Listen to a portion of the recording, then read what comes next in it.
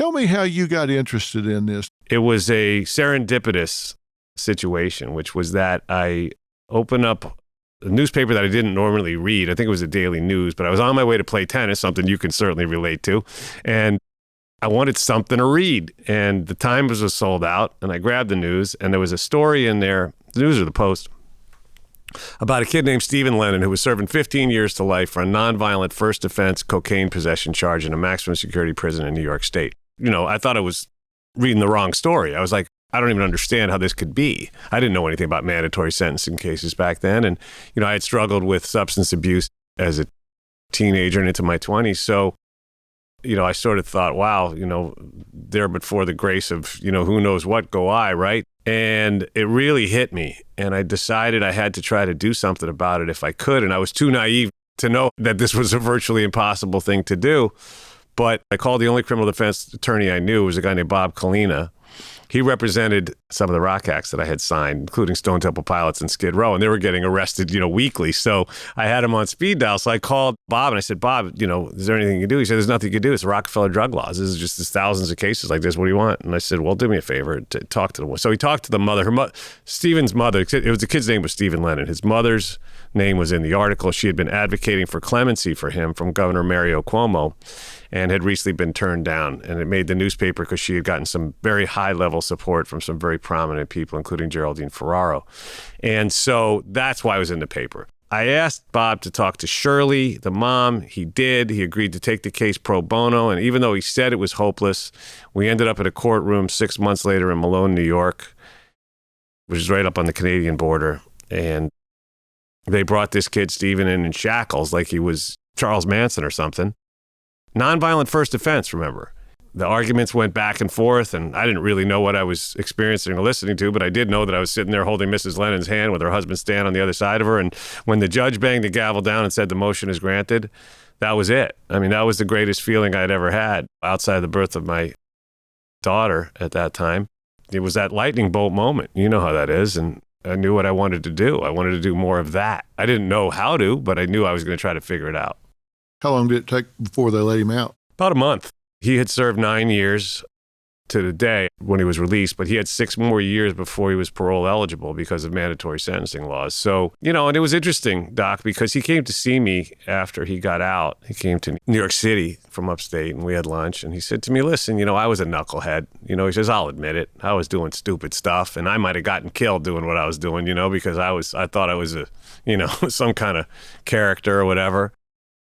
So he said, but you know what? After a year in prison, there was nothing you could get me to do. I wouldn't cross the street against the light. He goes, I'm not trying to go back there under any circumstances. I don't need 15 years to figure it out. Yep. So the whole disproportionality of it, the whole draconian nature of these sentencing laws hit me like a ton of bricks. I did some reading. I read an article in Rolling Stone magazine which featured the work of this organization called Families Against Mandatory Minimums, FAMM.org. And I got in touch with them and joined their board. And then soon after that, learned about the work of the Innocence Project through something I saw on TV and, you know, went down to their offices sort of unannounced, just walked in, and it was 2 guys in a room, the 2 founders, Barry Scheck and Peter Neufeld, were sitting there in a room with a briefcase, a phone, and a dream. And I said, I'm your guy. I'll do whatever you need, and I'll do more than that. And I'm in. You know, that was a long time ago. That was in the early to mid 90s. You talk about this as draconian. We've talked about this before, but I want to talk about it a little bit more because when you enter the court system as a guy like you're describing, he was how old at the time? 31 or 32, and he had been in for 8+ years already. So I guess he was in his early 20s when he was arrested. So this guy's in his early 20s. And I think this is really prominent for people that don't have education or income. My point is, you go into the court system and the whole thing is stacked up to, number one, intimidate you, and number 2, violate the rights that you're actually told that you're going to get. Think about it. If you're a kid, particularly a nonviolent first offender, you walk in there and what do you see? Well, the judge is elevated. You know, he's up on a bench. He's got flags on both sides of him. He's got a big seal behind him. Everything looks super official. Robe. He's got a robe. Yeah, he's in the robe. and he's sitting up looking down. He's got armed guards on either side of him. They call them bailiffs, but they're armed guards, and you can find out exactly how armed they are if you do something that they don't like. Then the prosecutor comes in, and he's in that court every day.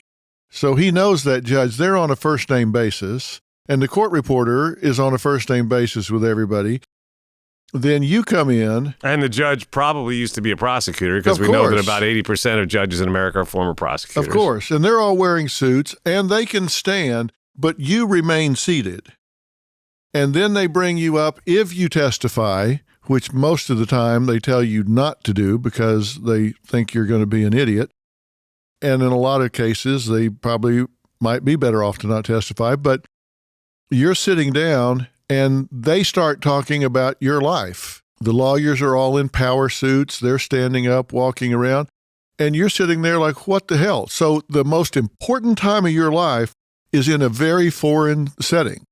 And I always say, if you're going to have a battle and you're going to have any chance of winning, you need to pick your battles. You need to pick your battlefield. You need to pick the time. You need to pick the circumstance. You get to do none of that in this situation. And then if you stub your toe and you get a guilty verdict, or you get bad advice from a public defender and take a plea deal, then you hit these mandatory sentences. I don't know how many there are now, but we've got people in, first offenders, nonviolent, on drug charges in states where it's now legal. Right. We've got people serving life in states where it's now legal. Where it's no longer a crime. Right. I mean, and that sounds like some wait, what are you talking about? Like, what planet are we on? That makes no damn sense. And by the way, one other thing I wanted to add to what you were saying before, Doc, about the courtroom situation is that a week ago today, I was in San Quentin visiting a guy who I'm hoping will be freed very shortly, who was explaining to me that when he was at trial, it's a LA case, he was held in the LA County Jail, which is an unbelievably dangerous and scary environment. He said he saw a guy get his throat slit in church while he was being held. He said, he saw a lot of terrible things, but that was the lowest. But he was saying that, and I think this is for the most part the same around the country, but on days when you're going to court, they wake you up at 3 o'clock in the morning to start the process of getting you transferred and getting you whatever the hell it is. Then you go to a holding cell in the courthouse, right? And by the time you get to court, you have slept, because they don't bring you back until almost midnight, right? Because by the time they deal with all the paperwork and all the other stuff. So as he was saying, you're getting 3 hours of sleep a night if you're really lucky. And then you're going through, you may not be getting fed because with all you're missing meals as you're getting back to the prison. It's not like they're giving you a meal on the bus. So you're in actually the most weakened state. It's literally the opposite of the scenario that you described, right? It'd be a miracle if you could have a rational thought. And here you are literally with your life on the line. And you have got to be ready to help your defender mount a defense in any way you can, because ultimately it's your life, it's not theirs. And there's a lot of very good defenders out there, but there's a lot of them that are overworked and underpaid and overmatched and underqualified. Some of them are drunk, and here you are in an impossible situation with your life on the line. Yeah, and the public defenders, as you say, a lot of these men and women are passionate and competent and want to do a good job. And some of them aren't. The thing that bothers me is no matter how good they do, no matter how hard they work, they get rid of a case, they've got an endless line standing there. So working hard on a case, it doesn't improve their quality of life or their day, because it's like spitting in the ocean. They're never going to get to the end of the line. So if they work hard, don't work hard, it's the same effect on the public defenders.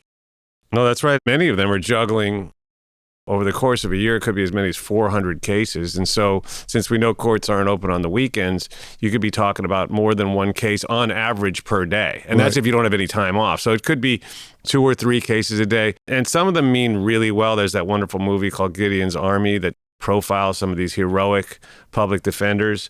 But they're seriously underpaid. And they are, as you said, paid by the hour. You can't really expect too much. But I wanted to ask you this. I was thinking about this the other day, Doc. So I've seen many cases where the person gets convicted and in the ensuing days or weeks, their defender gets disbarred for all sorts of misbehavior, right? Could be anything from being high or drunk to being a criminal themselves to being mentally unstable. I know how I feel, but I wanted to ask you whether you feel like if there's a certain window of time after which you're convicted that your defender gets disbarred for any one of these types of misbehavior, should you be entitled to a retrial almost automatically? Well, it seems to me that you clearly have a constitutional right to adequate representation. And if you don't have adequate representation, then you've not had due process. I mean, you're entitled to a timely and fair trial. And if you don't have a timely and fair trial, then it seems to me that you've not gotten what you're constitutionally guaranteed. We've got a saying in Texas, for every rat you see, there's 50 you don't.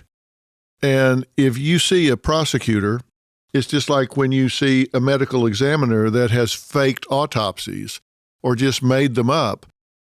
You find that on one case. Well, let me assure you, do you think that's not true on 50 other cases? So that's called into question. If a medical examiner has been found to be incompetent or dishonest, they throw out every case that he's ever dealt with. Why would you not do it with lawyers? Right. We've had that with drug lab scandals as well, like in Boston, where that woman was found to have been stealing drugs, lying about the quantity of drugs, lying about the types of drugs, et cetera, et cetera. And they had to reopen or throw out, I think, 20,000 cases because of her years and years of malfeasance. It's probably too kind of a word. And while we're at it, let's not forget the fact that we have these mobile drug testing protocols in this country, which we know are so wildly inaccurate, and yet people are going to jail every day because they're getting, they're mistaking in these field drug tests when they pull somebody over, they've mistaken donut crumbs, baking soda, baby powder, baby formula. They mistook bird poop for, I think, methamphetamine in one of these tests. And yet they're still in practice and people are still being arrested based on that stuff. So, we don't have a system that we would like to think that we do. I think most people go to bed at night thinking that the system is fair until something happens to somebody that they love. And then all of a sudden it's like, whoa, what the hell's going on here? So that's why I'm so thrilled that, to be here with you, actually spreading the word and helping to hopefully move the needle to affect change so that we can eventually have this pendulum swing back to a place where we have a system that's fair for everyone.